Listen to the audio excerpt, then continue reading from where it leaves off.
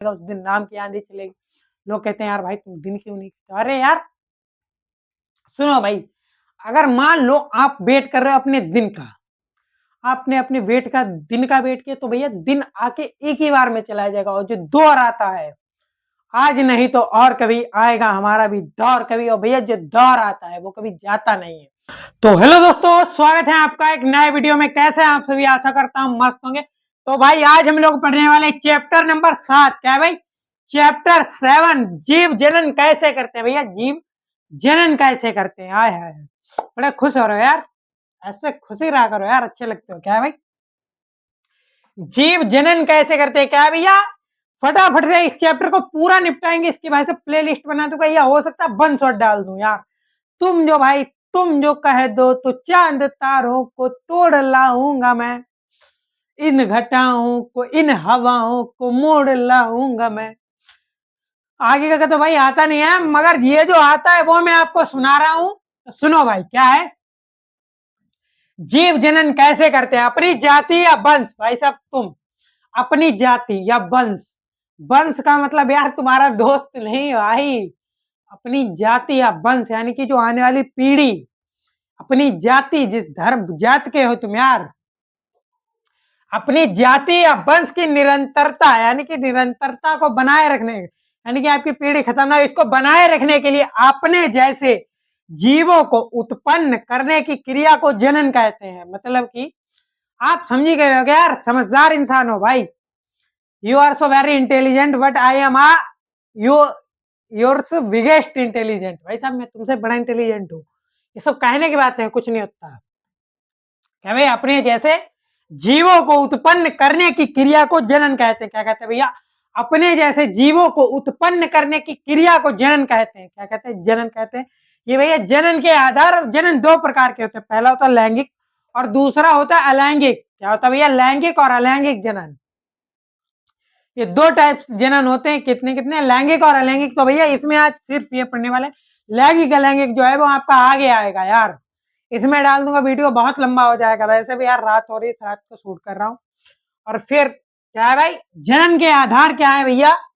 आपने समझा? अपनी जाति वंश को निरंतरता बनाए रखने के लिए अपने जैसे जीवों का उत्पन्न करने की क्रिया को जनन कहते हैं। क्या कहते हैं भैया? जनन।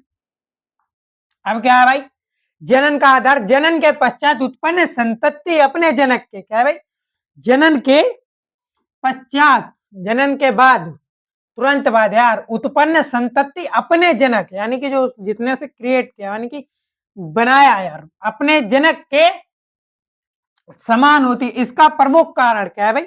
जनन समान होती है, तथा इसका जो मुख्य कारण है क्यों, तो भाई ये होता है आपका, इसका मुख्य कारण आनुवांशिक पदार्थ होता है। क्या होता है?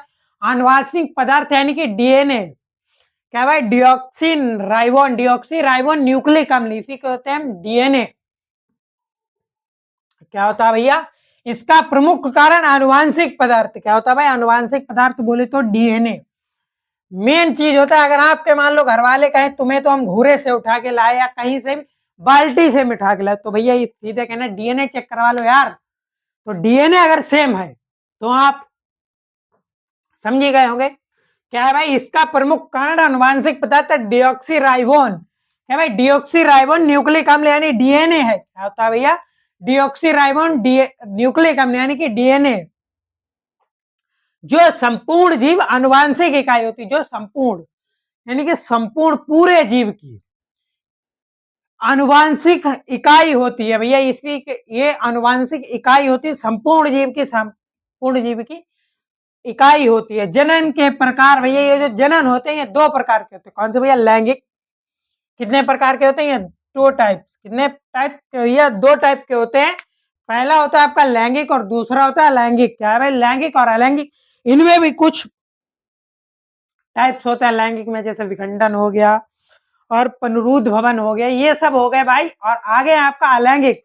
तो भैया एक बार ये समझिए, मिलता है अगले वीडियो में। पहले ये समझो यार, अपनी जाति या वंश की निरंतरता को बनाए रखने के लिए अपने जैसे जीवों को उत्पन्न करने की क्रिया को जनन कहते हैं। क्या कहते हैं भाई?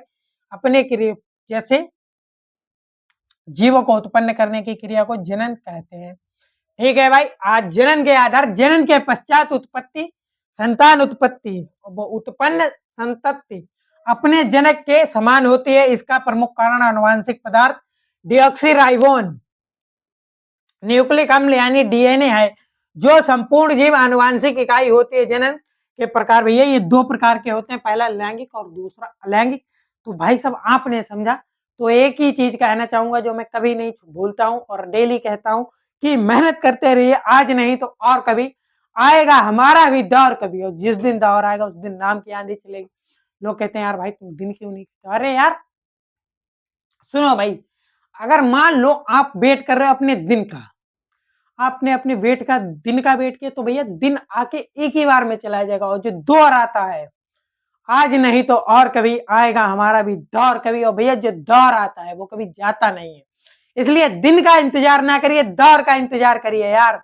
और मेहनत दिन के लिए ना करिए, दौर के लिए करिए। तो जिस दिन आपका दौर आएगा उस दिन आपके नाम की आंधी चलेगी, लोग कहेंगे ये हो कैसे रहा है। ठीक है भाई, तो खत्म हो रही है नादानियां मेरी, अब खत्म हो रही है नादानियां मेरी, अब मैं समझदार बन रहा हूं। खत्म हो रही है नादानियां अब मेरी, अब मैं समझदार बन रहा हूं। कुछ ना मिलने पर रोता था, कुछ ना मिलने पर रोता था, अब सब कुछ खोकर भी हंस रहा हूं। ठीक है भाई, आपने समझा। अगर वीडियो पसंद आया हो तो लाइक करें, कमेंट करें, शेयर करें, चैनल को सब्सक्राइब करना ना भूलें। मिलते हैं नेक्स्ट वीडियो में, तब तक के लिए धन्यवाद।